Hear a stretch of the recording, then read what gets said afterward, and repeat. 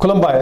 बेयो बड'लेण्ड इंखं टेलिभिजन दिनै 17 नभेम्बर 2022 बृहस्पतिबारखालि सानसेनि बरादखौ नोंथांमोननि खाथियाव लाबोदों आं सदानन्द दैमारिया।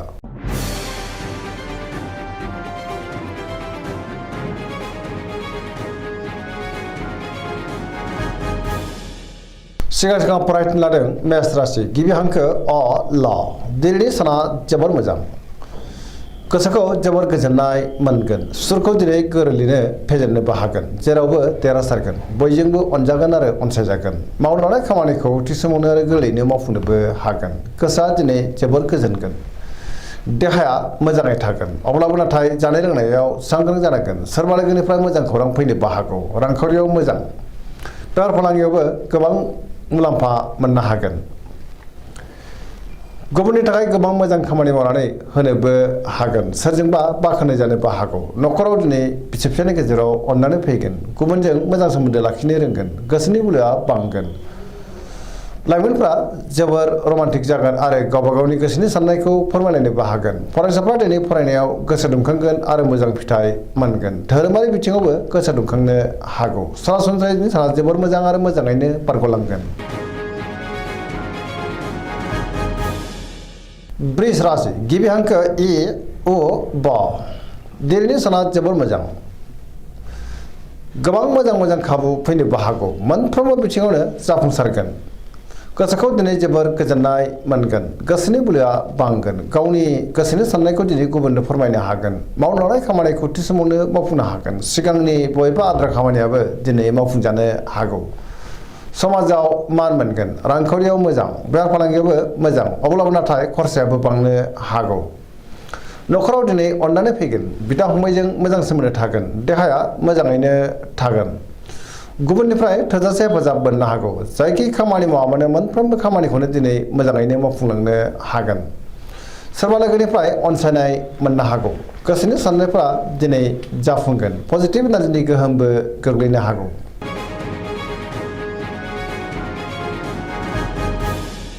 मिथुन राशि गिबि हांखो क स दिनैनि साना जोबोर मोजां पजिटिभ एनार्जिनि गोहोम गोग्लैनो हागौ मोनफ्रोमबो बिथिङाव जाफुंसारगोन गियाननि आंखाल जानाय नङा गोसोआ दिनै जोबोर खुसि जागोन सोरजोंबा बाख्नाय जानोबो हागौ देहाया मोजाङै थागोन अब्लाबो नाथाय जानाय लोंनायाव सांग्रां जानांगोन रांखावरियाव दिनै जोबोर मोजां आयाबो बांनो हागौ बेफार फालांगियाव दिनै जोबोर मोजां होनजायो न'खराव अननानै फैगोन सोरबा लोगोनिफ्राय थोजासे हेफाजाब मोननोबो हागौ गोसोनि बोलोआ बांगोन मावनो लानाय खामानिखौ थि समावनो आरो गोरलैयैनो मावफुंनोबो हागोन सोरबा लोगोनिफ्राय थोजासे हेफाजाबबो मोननो हागौ गुबुनजों मोजां सोमोन्दो लाखिनोबो रोंगोन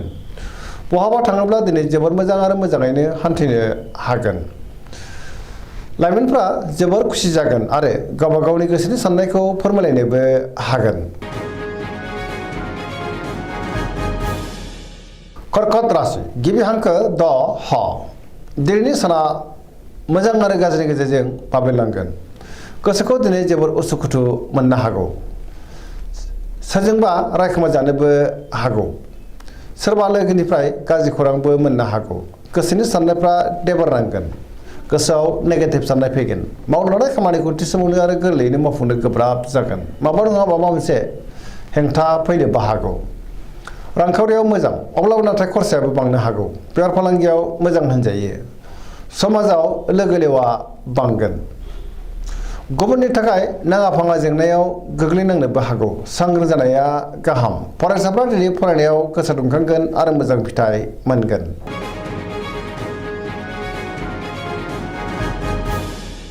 सिंह राशि गिबि हांखो म ट दिनैनि साना जोबोर मोजां गोसोनि बोलोआ बांगोन गोसोआव पजिटिभ साननाय फैगोन गोथों आरो गोग्गो साननो रोंगोन मावनो लानाय खामानिखौ थि समावनो आरो गोरलैयैनो मावफुंनोबो हागोन सोरबा लोगोनिफ्राय मोजां खौरां फैनोबो हागौ बहाबा दावबायनो एबा हान्थिनो खाबुबो मोननो हागौ रांखावरियाव दिनै जोबोर मोजां बेफार फालांगियावबो जोबोर मोजां होनजायो सोरजोंबा बाख्नाय जानोबो हागौ गोसोनि साननायखौ दिनै गुबुननो फोरमायनोबो हागोन न'खराव अननानै फैगोन समाजाव मान मोनगोन गुबुननि गोसोखौ दिनै गोरलैयैनो बोनो हागोन देहाया मोजाङै थागोन अब्लाबो नाथाय जानाय लोंनायाव सांग्रां जानांगोन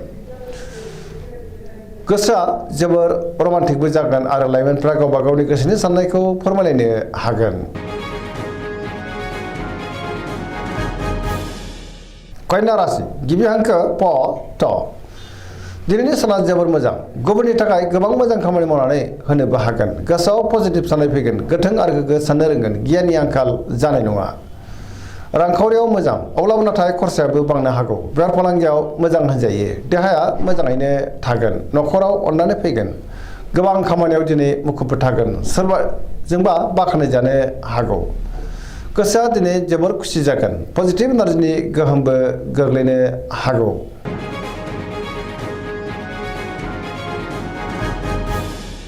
तुला राशि गिबि हांखो र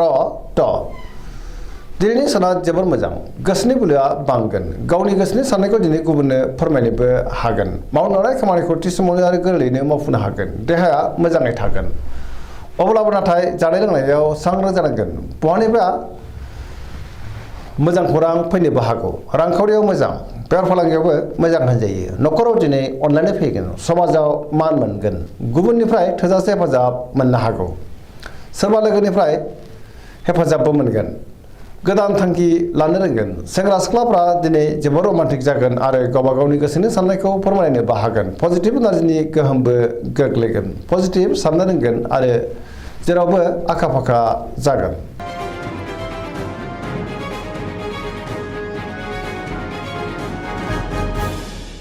वृश्चिक राशि गिबि हांखो न स दिनैनि साना जोबोर मोजां समाजाव लोगो लेवा बांगोन गोबां मुंदांखा सुबुंजों दिनै लोगो मोनज्लायनोबो हागौ पजिटिभ एनार्जिनि गोहोम गोग्लैगोन बहाबा हान्थिनो एबा दावबायनो खाबुबो मोननो हागौ समाजाव बयजोंबो अनसायजागोन सोरबा गोजाम लोगोजों बहाबा लोगो मोननानै गोसोखौ दिनै जोबोर गोजोननाय मोनगोन मावनो लानाय खामानिखौ थि समावनो आरो गोरलैयैनो मावफुंनोबो हागोन गुबुननिफ्राय थोजासे हेफाजाबबो मोननो हागौ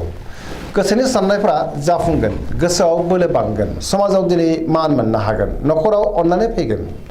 सोरबा लोगोनिफ्राय थोजासे हेफाजाब मोननानै गोसोआ दिनै जोबोर खुसि जागोन रांखावरियाव मोजां अब्लाबो नाथाय खरसायाबो बांनो हागौ बेफार फालांगियाव जोबोर मोजां मुलाम्फा मोननो हागोन देहाया मोजाङैनो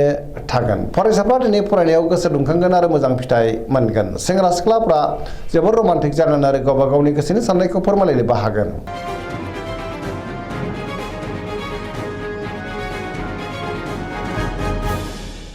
धनु राशि गिबि हांखो ध फ भ दिनैनि साना बारा मोजां नङा गोसोखौ दिनै जोबोर गुलाय गुजाय मोननो हागौ मावनो लानाय खामानिखौ थि समावनो आरो गोरलैयैनो मावफुंनो गोब्राब जागोन माबा नङा माबा मोनसे गोरोन्थिबो जानो हागौ गोसोनि साननायफ्रा दिनै देबार नांनोबो हागौ रांखावरियाव बारा मोजां नङा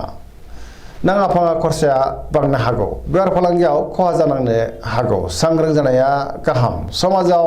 मान मोनगोन देहाया मोजाङै थागोन अब्लाबो नाथाय जानाय लोंनायाव सांग्रां जानांगोन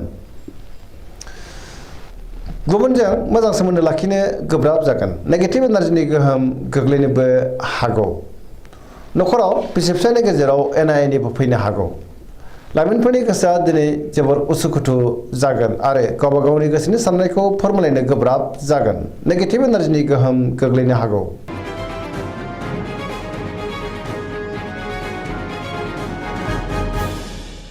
मकर राशि गिबि हांखो ख ज दिनैनि साना जोबोर मोजां गोसोनि साननायफ्रा दिनै मोगथाङाव जाफुंनो हागौ मावनो लानाय खामानिखौ थि समावनो आरो गोरलैयैनो मावफुंनोबो हागोन रांखावरियाव जोबोर मोजां अब्लाबो नाथाय खरसायाबो बांगोन बेफार फालांगियाव जोबोर मोजां मुलाम्फा मोनगोन सोरजोंबा बाख्नायजानो हागौ गोबां खामानियाव दिनै मुखुबबो थागोन गुबुनजों मोजां सोमोन्दो लाखिनो रोंगोन मोनफ्रोमबो खामानिखौ दिनै मोजाङैनो मावफुंलांनो हागोन फरायसाफ्रा दिनै फरायनायाव गोसो दुंखांगोन आरो मोजां फिथाइ मोनगोन लाइमोनफ्रा जोबोर रमान्टिक जागोन आरो गावबा गावनि गोसोनि साननायफोरखौ फोरमायलायनोबो हागोन न'खराव दिनै अननानै फैगोन गुबुननि थाखाय गोबां मोजां खामानि मावनानै होनोबो हागोन पजिटिभ एनार्जिनि गोहोम गोग्लैनो हागौ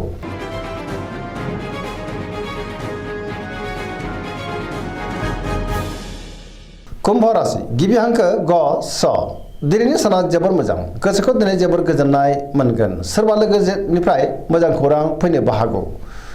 मावनो लानाय खामानिखौ थि समावनो आरो गोरलैयैनो मावफुंनोबो हागोन बहानिफ्रायबा मोजां खौरां फैनोबो हागौ समाजाव मान मोनगोन गोबां मुंदांखा सुबुंजों दिनै लोगो मोनज्लायनोबो हागौ रांखावरियाव मोजां अब्लाबो नाथाय खरसायाबो बांनो हागौ बेफार फालांगियाव मोजां होनजायो न'खराव अननानै फैगोन बिदा फंबायनि हेफाजाबखौ थोजासे मोननो हागौ बिसि फिसायनि गेजेराव मोजां सोमोन्दो थागोन गुबुननिफ्राय थोजासे हेफाजाब मोनगोन। बहाबा दावबायनो एबा हान्थिनो खाबु मोननो हागौ आरो मोजाङैनो हान्थिनोबो हागोन। पजिटिभ एनार्जिनि गोहोम गोग्लैगोन।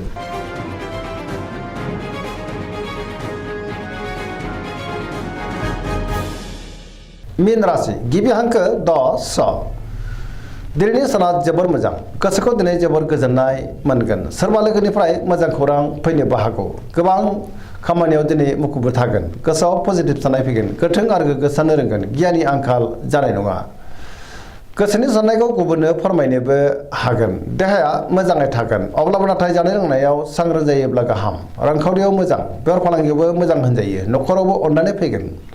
सोरजोंबा बाख्नाय जानो हागौ। लाइमोनफोरनि गोसोआ दिनै जोबोर रमान्टिक जागोन आरो गावबा गावनि गोसोनि साननायफोरखौ फोरमायलायनोबो हागोन। फरायसाफ्रा दिनै फरायनायाव गोसो दुंखांगोन आरो मोजां फिथाइ मोननोबो हागोन।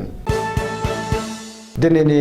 राशि फरायनाया एसेनोसै। जोबनायाव बेखौनो खावलायो जाहाथे नोंथांमोना सानफ्रामबो जोंनि बे बड'लेण्ड इंखं टेलिभिजनखौ नायबाय थायो आरो साबस्क्राइब खालामो, लोगोसे लाइक खालामो आरो शेयार खालामो। एसेनोसै, गोजोन्थों।